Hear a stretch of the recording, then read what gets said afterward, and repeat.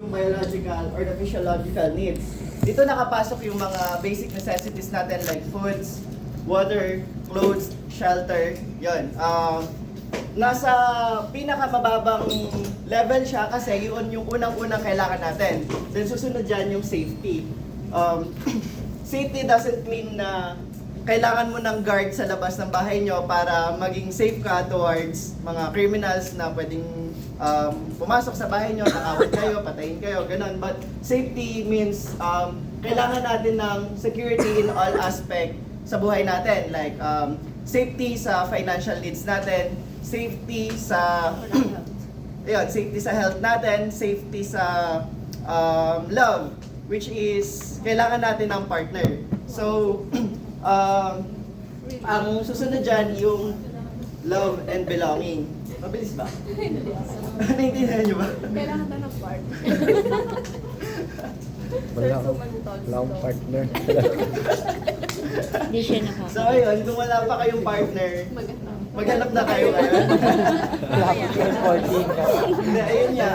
Habol ba sa 40? Abot ba sa February 14? Ay, may February. Ayan, sa love and Kala ko belonging, March na. dito nakapaloob yung friendship, intimacy, family, and connection. So bakit nandito siya sa may gitna? Kasi sa buhay natin, laging nasa gitna yung connections na kailangan natin. Pagka na-secure nyo na yung buhay nyo, papasok lahat ng tao sa buhay nyo na mag-stay kasi secured yung dalawa na to. Safety and biological and physiological needs. Parang sip-sip lang, ano? Kapag may kailangan, lalapit sa inyo. Hindi, joke lang. Pero yun nga, you need to be thoughtful when choosing person na makakasama nyo towards your journey sa buhay na to. So, doon din, bababayan sa safety. Kailangan, safe kayo sa person na mamimit nyo. Yan. So, susunod dyan, STEAM. Alam niyo naman yung STEAM, di ba? Self-esteem or yung confidence sa sarili nyo para gawin lahat ng bagay na gusto nyo gawin. So, papasok dyan yung respects, status, recognition, strength that will boost your self-esteem. So, kapag hindi na-meet yung self-esteem, di ba, down kayo. Madami kayong iniisip. Anxiety, depression, kung ano-ano, panic Insecurity. disorders. Well up. Lalo na kapag walang laman yung bulsa. Tapos butas pa. Hindi, joke lang. So, ayun, kailangan nyo munang masecure lahat to bago kayo makapunta sa self-actualization, which is yung pinakakailangan ng isang tao. Hindi natin kailangan ng pera, ng gadgets, ng kung ano-ano na kayang bilhin ng pera. Pero yung self-actualization, yung kailangan natin maabot. Kasi dito sa self-actualization, nag-i-start lahat para ma-secure natin yung mga levels na to ng kailangan natin. When you realize your potential, magagawa mo secure lahat to. Na-realize mo magaling ka sa painting. Nag-start kang mag-paint. Binenta mo.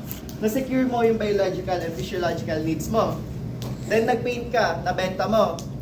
Then makakamit ka ng mga tao which will feel you secured or isa-secure ka nila through your financial, ano ba? Basta lahat ng security na kaya nilang bigay sa'yo.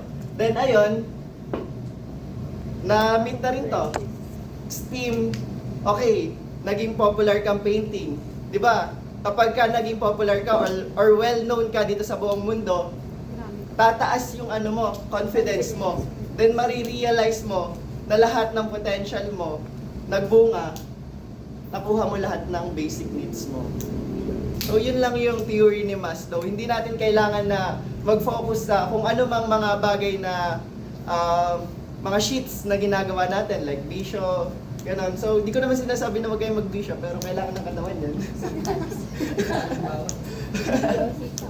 Yun lang. Yun lang naman yung basic hierarchy of needs ni Maslow. Masyado lang madaldal si Sir kaya madami sinasabi. CCTV na. Break time.